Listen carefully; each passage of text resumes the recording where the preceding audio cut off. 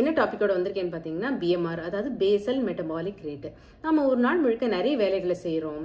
Walking, வீட்டு வேலை, exercise, இது மாதிரி இதுக்கெல்லாம் நமக்கு நிறைய கேலரிஸ் தேவைப்படுறது.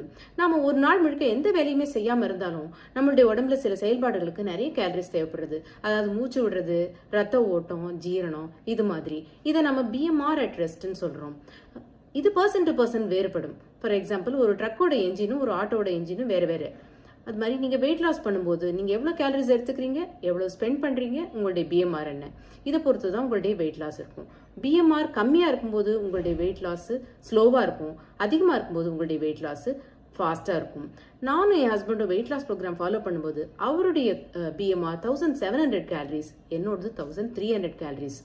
15 kgக்கு அவர் எடுத்துட்ட டியூரேஷன் 2.5 months, 14 kgக்கு நான் எடுத்துட்ட டியூரேஷன் 5 months. பல நல்ல ரிசல்ட்ஸ்க்கு எங்களுடைய 21 days ஆன்லைன் ப்ரோக்ராமை ஃபாலோ பண்ணுங்கள்.